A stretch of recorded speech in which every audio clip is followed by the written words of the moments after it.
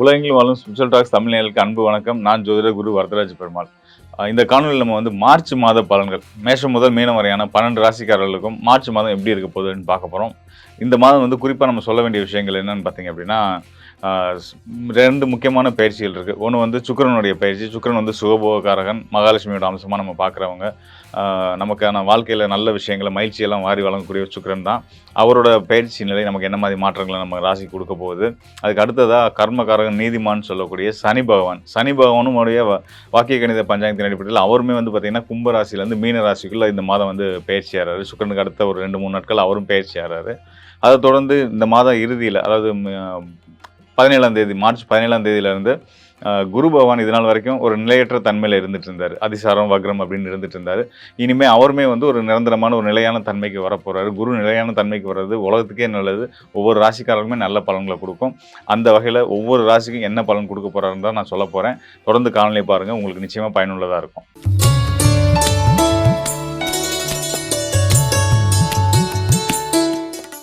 கன்னி ராசிக்காரர்கள் நல்லவனுக்கு நல்லவன், கெட்டவனுக்கு கெட்டவன் அப்படின்னு வாழ்க்கையை அவர் வந்து ஒரு பிரின்சிபல் வச்சு வாழக்கூடிய ராசிக்காரர்கள் யாருன்னா கன்னி ராசிக்காரர்கள் தான். யாரையும் துன்புறுத்த மாட்டாங்க, துன்புறுத்தவங்களை சும்மா விட மாட்டாங்க. அப்படிப்பட்ட ஒரு ஆட்கள். அதே மாதிரி தன்னை சந்தோஷப்படுத்துகிறவங்கள அவங்க கொடுத்த சந்தோஷத்தோட ரெட்டிப்பாக கொடுக்கக்கூடிய ஒரு ராசிக்காரர்கள் யாருன்னா நம்ம கன்னி ராசிக்காரர்கள் தான். ஸோ அந்தளவுக்கு சிறப்புகள் பெற்ற இந்த கன்னி ராசிக்காரர்களுக்கு இந்த மார்ச் மாதம் மிக சிறப்பான உன்னதமான யோகத்தோடையே தூங்குது. காரணம் என்னன்னு கேட்டிங்க அப்படின்னா, உங்களுடைய ராசிக்கு தன மற்றும் பாக்கியஸ்தானத்து அதிபதி, தனக்காரகன் மற்றும் பாக்கியஸ்தானத்து அதிபதியாக வரக்கூடிய முழு சுபகிரகம் சொல்லக்கூடிய சுகபோகக்காரகன் சுக்கிரன் உச்ச பலம் பெற போகிறாரு. எங்கே இருந்து அப்படின்னா, கும்பராசியில் இப்போ இருந்துட்டு இருக்காரு. அங்கே கிரக யுத்தத்துலையும் இருந்துட்டு இருக்காரு. 6ஆம் இடத்துல சுக்கிரன் உங்களுடைய யோகத்தை செய்யக்கூடிய, பாக்கியத்தை செய்யக்கூடிய, தனத்தை பொருளாதாரத்தை கொடுக்கக்கூடிய, குடும்ப ஒற்றுமையை சொல்லக்கூடியவர் வந்து ராசிக்கு 6ஆம் இடத்துல இருக்கிறாரு. அது ஓரளவுக்கு நல்லது தான். ஆனால் அதை விட சிறப்பு அப்படின்றது வந்து பார்த்திங்கன்னா, அவர் பலம் பெறுறது. அதாவது உங்கள் ராசிக்கு தனக்காரகன் மற்றும் பாக்கியஸ்தானத்து அதிபதியான சுக்கிரன் சுகபோகக்காரகன் அவர் வந்து பலம் பெறுறது ரொம்ப முக்கியம். ஸோ அந்த வகையில் உங்களுடைய ராசிநாதன் எங்கே பலம் பெறுறாருன்னா, உங்கள் ராசிக்கு 7ஆம் வீடுன்னு சொல்லக்கூடிய மீன ராசியில் உச்ச பலம் அடைகிறாரு. ஸோ நமக்கு நல்லது செய்கிறவங்க ஒருத்தர் நல்லா இருந்தாலே நாம நல்லா இருப்போம் இல்லையா? அந்த கணக்குப்படி சுக்கிரன் பாக்கியாதிபதியாக வந்து உங்களுக்கு அவர் உச்சம் பெறுறது அதிர்ஷ்டங்கள், பாக்கியங்களை அள்ளி வாரி வழங்கக்கூடிய ஒரு அற்புதமான காலமாக இந்த மார்ச் மாதம் இருக்க போகுது. அது மட்டும் இல்லைங்க, கண்டச்சனி வாக்கிய கணித பஞ்சாங்கத்தின் அடிப்படையில் ஆரம்பிக்குது. அதாவது 7ஆம் இடத்துல சனி வந்து அமர போகிறாரு. உடனே ஒரு பதட்டம் வந்துடும். ஐயோ, சனி 7ல் உட்காந்து நம்ம ராசிக்கு பார்வையை கொடுக்கும், என்ன ஆக போதோ, அதெல்லாம் பதட்டமே படாதீங்க. அதுக்கு தான் நான் சொல்ல வரேன். அதாவது 6ஆம் இடத்துல இப்போ இருந்துட்டு இருக்காரு. வாக்கிய கணித பஞ்சாங்கத்தின் அடிப்படையில் சனி வந்து 6ஆம் இடத்துல இருந்துட்டு இருக்காரு. அங்கேருந்து அவருடைய அடுத்த நகர்வா 2 ஆண்டுகளுக்கு பின்னாடி, கிட்டத்தட்ட 30 வருஷத்துக்கு பின்னாடி மீன ராசிக்குள்ள சனி பகவான் வரப்போறாரு. அங்கே ஏற்கனவே உங்களுடைய ராசிக்கு தனக்காரகனான சுக்கிரன் உட்காந்துருக்காரு. பாக்கியாதிபதியும் அவர் தான், மகாலட்சுமியோட அம்சம் அங்கே இருக்கிறாரு. அவரோட சேர்ந்து சனியும் இந்த மாதத்துலேயே உள்ளே வந்துடுறாரு. ஸோ எப்படின்னு பார்த்தீங்கன்னா, சுக்கிரன் வந்து மார்ச் 3ஆம் தேதி போகிறாரு. அவருக்கு பின்னாடி 2 நாளில் ஒரு நம்ம சனி பகவானும் பின்னாடியே போயிடுறாரு. ரெண்டு பேரும் ரொம்ப நட்பு கிரகங்கள் இல்லையா? சனியும் சுக்கிரனும் மிக சிறந்த நண்பர்கள். ஸோ அவங்க 2 பேரும் அடுத்தடுத்து ஒரே வீட்டுக்குள்ளே ராசிக்குள்ளே போகிறாங்க. அதாவது கிரக யுத்தத்தில் இருந்து 6ஆம் இடத்துல இருந்து விடுபட்டு 7ஆம் இடத்துல போய் அமர்றாங்க. இதில் இன்னொரு முக்கியமான விஷயம், சுக்கிரன் தான் உங்களுக்கு மிகப்பெரிய நண்பன் சொன்னேன்னு நினச்சி எடுத்துக்க வேணாம். தனக்காரகன் அவர் தான், பொருளாதாரத்தை கொடுக்கக்கூடியவர், குடும்ப ஒற்றுமையை கொடுக்கக்கூடியவர், உங்களுக்கு நல்ல குடும்ப வாழ்க்கையை கொடுக்கக்கூடிய ஒரு சுக்கிரன் தான், பாக்கியங்கள் அதிர்ஷ்டங்களை அள்ளி கொடுக்கக்கூடியது அவர் தான். அதை விட முக்கியமாக சுக்கிரனை காட்டிலும் கன்னி ராசிக்கு முழு யோக பலன்களை கொடுக்கக்கூடியது யார் தெரியுமா? சனி பகவான். இது நிறைய கன்னி ராசிக்காரர்கள் வந்து சனி பகவானை பார்த்து ஆச்சரியப்படுறது, பயப்படுறது அப்படின்றது வந்து ஒரு ஆச்சரியப்பட வேண்டிய ஒரு விஷயம் தான். ஏன்னு கேட்டிங்கன்னா, நமக்கு நல்லது செய்யணும் பார்த்தே நம்ம பயப்படுறது. ஸோ அதனால் வந்து நீங்கள் வந்து எதுனாலன்னு சொல்லிடுறேன். அதாவது சனி பகவான் வந்து கன்னி ராசிக்கு 5ஆம் இடத்து யோகாதிபதி. 5ஆம் இடத்து யோகாதிபதி, 6ஆம் இடத்து அதிபதியும் அவர் தான். இந்த யோகாதிபதி அப்படின்னா என்ன அர்த்தம்னு நீங்கள் தெரிஞ்சுக்கணும். அந்த 5ஆம் இடம் யோகஸ்தானம் மட்டும் கிடையாது. குலதெய்வ ஸ்தானம், புத்திரஸ்தானம், உங்களுடைய மனோஸ்தானம், உங்களுடைய குலதெய்வஸ்தானம்னு சொல்லக்கூடிய ஸ்தானத்துக்கு அதிபதியான யோகாதிபதியான சனி பகவான் நீதிமான், கர்மகாரகன்.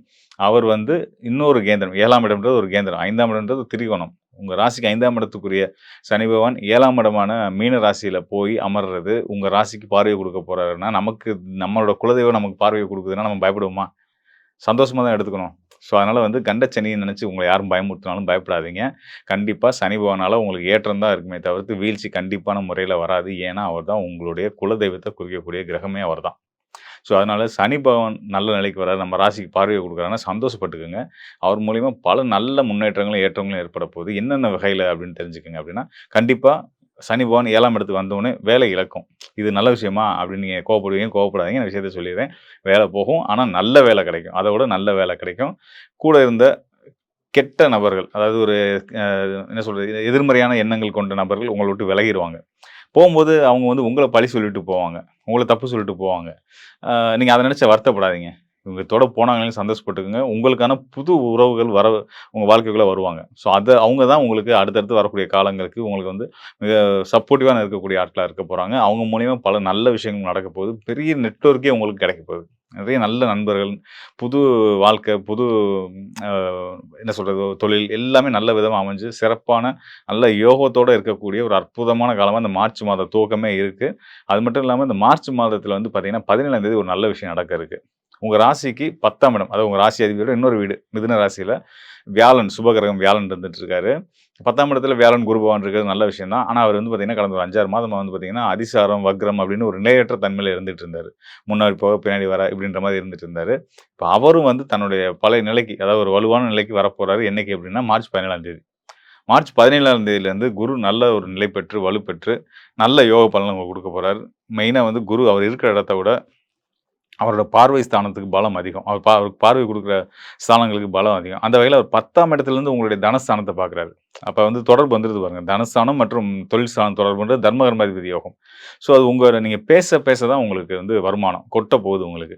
அதனால வந்து வீட்ல முடங்கி இருக்கிறாம, நம்மள இப்படி எல்லாரும் வந்து மட்டமா நினைக்கிறாங்களா, வைக்கிறாங்களான்னு கூச்சப்பட்டு ஒதுங்கி இருக்காம, உங்களுடைய ஒரிஜினாலிட்டிய இயல்ப வெளிப்படுத்தி நீங்க வந்து எவ்வளவுக்கு எவ்வளோ மக்களோட மக்களா சகஜமா பழக ஆரம்பிக்கிறீங்களோ, அன்னையிலேருந்து உங்க வாழ்க்கையில மிக சிறந்த நல்ல முன்னேற்றங்கள் நடக்க போகுது. அன்றைய நாளுமே வந்து பார்த்தீங்கன்னா, மார்ச் 3ஆம் தேதியிலேருந்து நடக்க போகுதுன்னு எடுத்துக்கலாம். அன்னையிலேருந்து நீங்க வீட்டுக்குள்ள உட்கார்ந்தாலும் உங்க கதவ தட்டி உங்க நண்பர்கள் உங்கள கூட்டு போயிடுவாங்க. வெளிய வாங்க.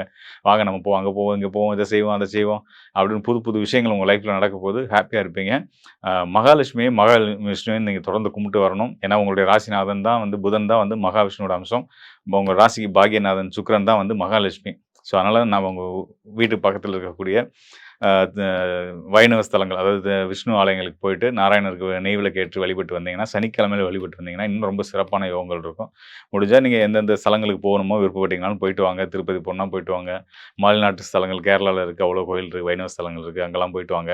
இதெல்லாம் வந்து இதெல்லாம் போக வேண்டிய சூழ்நிலையும் வரும். ஏன்னா சுக்கிரன் வந்து சுகபோகக்காரன் மட்டுமல்ல, பயணங்கள குறிக்கக்கூடிய அவர் தான். அவர் நல்ல நிலைக்கு உங்களுடைய ராசிக்கு யோகாதிபதியான சனியோட சேர்ந்து வந்திருக்கக்கூடிய இந்த காலகட்டம் நெறைய பயணங்கள் இருக்கும். ஆன்மீக பயணங்களும் இருக்கும். அதன் மூலியமா உங்களுக்கு நல்ல முன்னேற்றங்களும், மகிழ்ச்சியும், சந்தோஷமும் வாழ்க்கையில நீடிச்சிருக்குன்றத நான் சொல்லிக்கிறேன். மேலும் இப்போ கோச்சார அடிப்படையில நம்ம பார்த்த இந்த கிரக பயிற்சி பலன்கள், அதாவது கிரக மாற்றங்கள், நவகிரகங்களும் உங்களுடைய ராசிக்கு எப்படியான பலன்கள் குடுக்கும் அப்படின்றத நம்ம பார்த்துட்டு வந்திருக்கோம். ஸோ இதெல்லாம் வந்து முழுமையா கோச்சார அடிப்படையில சொல்லப்பட்ட பலன்கள். இந்த கோச்சார பயிற்சிகள் ரொம்ப முக்கியமா நம்ம பார்க்க வேண்டியது என்னன்னு பார்த்தீங்கன்னா, இந்த மாசத்துல நடக்கக்கூடிய நிகழ்வுகள நம்ம பார்த்தது வந்து சனியோட பயிற்சி இருக்கு. அது ஆண்டு கிரகம் 2 1/2 ஆண்டுகள் வந்து மீன ராசியில அவர் இருக்க போறாரு.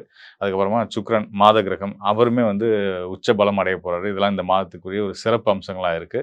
இதையும் விட இன்னொரு சிறப்பு அம்சம் என்னன்னு கேட்டீங்கன்னா, முன்னாடி சொன்ன மாரி குருவுடைய வக்ர நிவர்த்தி. கடந்த ஒரு 4, 5 மாதங்களா வந்து பார்த்தீங்கன்னா, அவர் வந்து ஒரு நிலையற்ற தன்மையில தான் முன்னாடி போனாரு, பின்னாடி வந்தாரு. இப்படி பல அலைச்சல்களையும் ஒரு நிலையற்ற நிலையில குரு இருந்துட்டதுனால தான் நாம சொன்ன மாரி வந்து பார்த்தீங்கன்னா, பொருளாதார நிலை ஒவ்வொரு உலக நாடுகளோட பொருளாதார நிலையே வந்து வந்து ஒரு ஏற்ற இறக்கங்களோட இருந்திருக்கு. நமக்குமே நம்ம தனிப்பட்ட நபரோட வாழ்க்கையிலயும் பார்த்தோம்னாலும் பார்த்தீங்கன்னா, இந்த பொருளாதார நிலையில, பண விஷயங்கள்ல நெறைய நல்ல விஷயங்கள்ல வந்து பார்த்தீங்கன்னா, ஒரு தடுமாற்றம் இருந்துச்சு. நான் நெனச்ச காரியத்த நல்ல சுப காரியங்கள இம்மீடியட்டா செய்ய முடியாம போறது. நம்மளே காலம் தள்ளி போட்டது, ஒதுக்கி போட்டது. ஸோ இந்த மாதிரியான விஷயங்கள்லாம் இருந்துட்டு இருந்தது இல்லையா? அது எல்லாத்தும் வந்து ரெக்கவர் ஆகி இனிமே சரியா எல்லாமே நடக்கும் அப்படின்ற ஒரு அடையாளமா குருவுடைய வக்ர நிவர்த்தி இருக்கு. ஸோ இதுதான் இந்த மார்ச் மாதத்துடைய சிறப்பா நம்ம பார்க்க வேண்டியிருக்கு. 2 சுபகிரகங்கள், அதாவது நம்ம எளிமையா 3 கிரகங்களுடைய மாற்றங்கள் இருக்கு அப்படின்னு நம்ம கடந்து போயிற முடியாது. இந்த பக்கம் ஒரு பக்கம் பார்த்தீங்கன்னா, அசுர குருவான சுக்கிரன், இன்னொரு பக்கம் தேவ குருவான வியாழன். இவங்க 2 பேரோட நிலையிலுமே ஒரு நல்ல மாற்றம் வருது. அசுர குரு உச்சம் பெறுறாரு.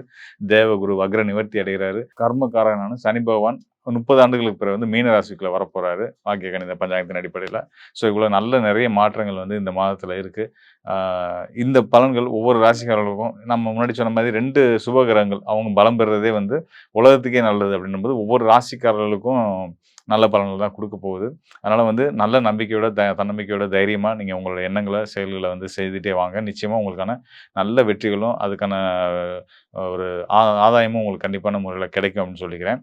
இது வந்து பார்த்தீங்க அப்படின்னா, நம்ம இப்ப முன்னாடி சொன்ன மாரி கோச்சார பலன்கள் அப்படின்னு நம்ம சொல்லுவோம். இந்த கோச்சார பலன்களோட சேர்த்து உங்களுடைய சுய ஜாதகம், உங்க சுய ஜாதகத்தின்படி உங்களுக்கு உங்களுடைய லக்னம், உங்களுடைய தசாபுத்தி, இப்ப என்ன நேரம் உங்களுக்கு நடந்துட்டுருக்கு, இதெல்லாம் நம்ம கணக்கிட்டு பார்க்கும்போது வந்து பார்த்தீங்கன்னா, உங்களுக்கு இன்னும் துல்லியமா, இன்னும் கூடுதலான உங்களுக்கான போற பாதையில இருக்கக்கூடிய தடைகள உங்களுக்கு சுட்டி காமிச்சு, இதெல்லாம் தவிர்த்தீங்கன்னா, உங்க வாழ்க்கையில இன்னும் சீக்கிரம் நீங்க வெற்றி அடையலாம் அப்படின்றத உறுதியா சொல்ல முடியும். உங்களுக்கு உங்களுடைய சுயஜாத ஆய்வு தேவைப்படும் பட்சத்தில, என்னுடைய எண்ணுக்கு தொடர்பு கொள்ளுங்க. நிச்சயமா உங்களுக்கு நல்லதொரு தீர்வையும், வழிகாட்டுதலையும் நான் காட்டுறேன்.